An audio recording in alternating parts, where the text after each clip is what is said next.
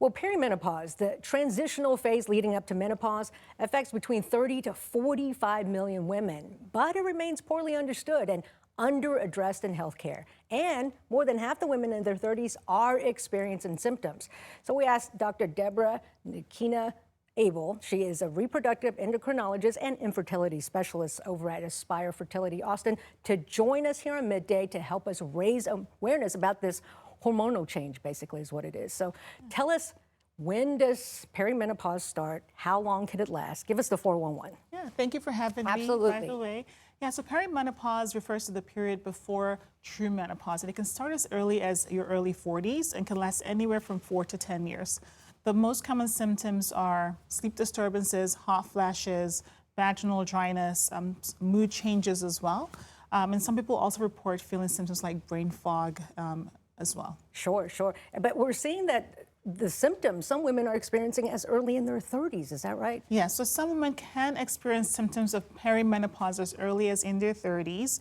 It's important to note that if they are still having regular periods, they're not in menopause. However, if they stop having periods before age 40, then that is more concerning because is considered to be an early onset of menopause. So what's going on during perimenopause, like in our body? Yeah, so as we get older, as you know, some of us may know that we're born with a fixed number of eggs. We don't get to make more eggs over the course of our lives. And so as we get older, the number of eggs decreases, and this is a normal, natural decline in egg count as you get older. But as that process happens, our ovaries start to make less estrogen, our brain starts to work harder to convince the ovaries to make estrogen, and as our estrogen levels start to drop and as we start to have longer periods between ovulation, so longer periods with low levels of estrogen, we start to experience these hot flashes, which can lead to the sleep disturbances. We start to experience these mood changes because estrogen is important for mood regulation as well as body temperature regulation. So hormone replacement therapy is one of the most popular treatments, but some people are scared to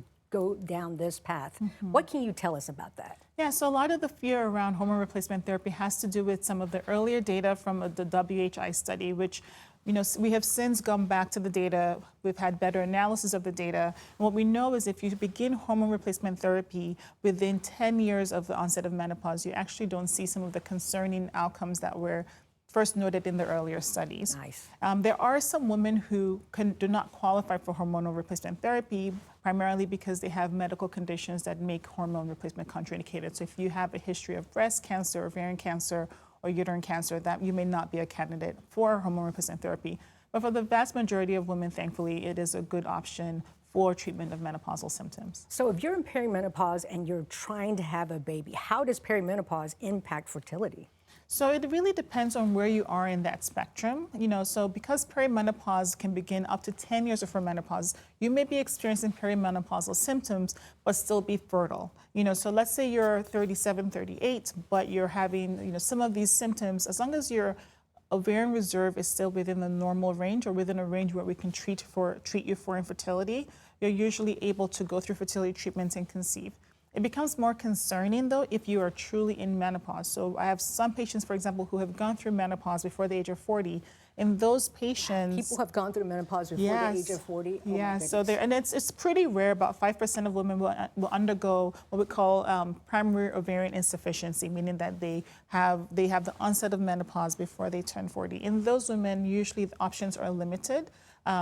With regards to fertility treatment, where we typically need to turn to an egg donor for conception. I was going to say, if you're in menopause, you don't have any eggs to release, right? Okay. Yeah, you're not releasing eggs. However, if you're in perimenopause, but you're still having regular periods, I would recommend seeing a fertility specialist so they can do a full workup because you may still be able to conceive just with some help from your fertility doctor. Of course, we have a lot more questions, but we're out of time. So if you have any, please reach out to Dr. Debo. We appreciate you coming back to talk more about this. Thank you so much for having me. Thank you so much.